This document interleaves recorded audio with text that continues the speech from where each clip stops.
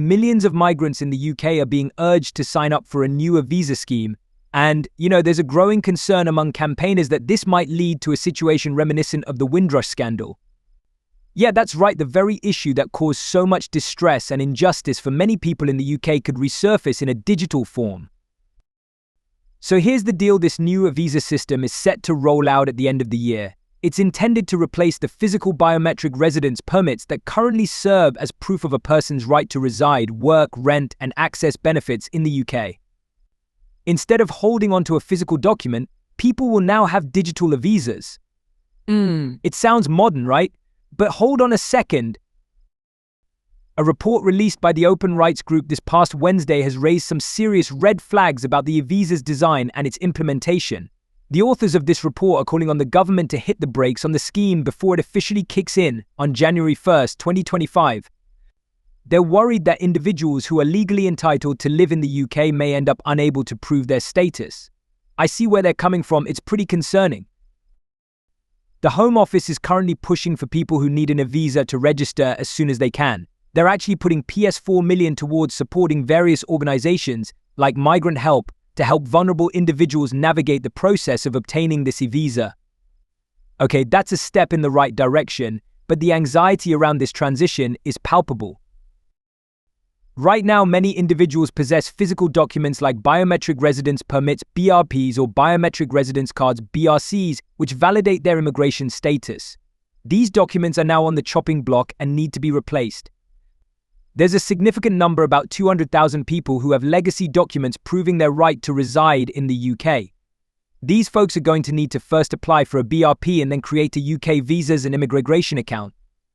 That sounds like a lot of extra hoops to jump through. What's particularly worrisome is that many of these individuals are older and might not even realize they need to apply for an eVisa until they try to access essential services like healthcare. That's where the echoes of the Windrush scandal become really loud. Sarah Al-Sharif, who manages the Migrant Digital Justice Program at Open Rights Group, has voiced her concerns. Clearly, the eVisa scheme is yet another failed government project that could have life-changing consequences for thousands of people in the UK. Yeah, that's a pretty strong statement, and it makes you think about the implications of a system that may not work as intended. With the deadline for eVisa applications looming, Sarah is calling on the new Home Secretary to take urgent action. She's worried about the potential for another digital Windrush scandal next year, and honestly, it's hard not to share that concern. The Home Office is urging everyone with physical immigration documents to make the switch to an eVisa online. Those currently holding physical documents will need to create an account that allows them to generate a new online status whenever it's needed. But here's the catch: because users won't have any physical or securely saved digital proof of their status, there's a real risk of running into data errors, system crashes, or even issues with internet connectivity. I mean, it sounds like a recipe for disaster, right? Open Rights Group predicts that there could be hundreds of thousands of errors as people try to navigate this new system. That's just wow. Dr. Kuba Jablanowski, a lecturer in digital sociology at the University of Bristol, highlights the pitfalls of this change. He points out that the eVisa will replace tangible documentation with digital computation. So instead of having something you can hold like a passport sticker or a physical biometric card, status holders will have to rely on algorithms to confirm their online status, which is drawn from various records scattered across multiple databases. That's pretty complex, isn't it? Dr. Jablanowski's research indicates that this setup is likely to glitch frequently. He argues that it's high time for the Home Secretary to consider alternatives. He suggests that all visa holders should receive a tangible document, a token, if you will, that verifies their status. This document could be digital, sure, but having something physical would be a safety net against the risks of system failures. Yeah, that sounds sensible to me. On the government side, the Minister for Migration and Citizenship, Seema Malhotra, has been vocal about the need for action. She's urging everyone with physical immigration documents to switch to an eVisa right away. She assures those who require it that free advice and support are available to help them through the process. Okay, that's good to know.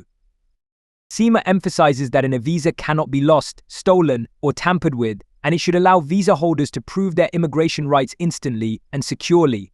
She insists that making this switch won't alter or affect a person's current rights or immigration status. Right, but that doesn't erase the concerns people have about potential pitfalls in this new system. Overall, the eVisa initiative appears to be a significant change in the UK's immigration landscape. While the intention to modernize and digitize the border and immigration system is understandable, the implications of such a transition are far-reaching. There's a lot at stake for the individuals involved, especially those who have faced challenges in the past, like the Windrush generation. As we move closer to the implementation date, it's crucial for the government to address these concerns head-on. Ensuring that migrants can navigate this new system without losing their rights or status should be the top priority. Let's hope they take the necessary steps to avoid repeating history and creating another scandal that could affect so many lives. In the end, we really need to keep the conversation going about the implications of these changes and how they will affect real people. It's easy to get lost in the technical jargon, but at the heart of it all are the lives of thousands of individuals who just want to live and work without fear of being rendered undocumented. So yeah, let's stay alert and advocate for a system that truly protects everyone involved. Thanks for watching our video. Please hit the bell icon and subscribe the channel. Thank you.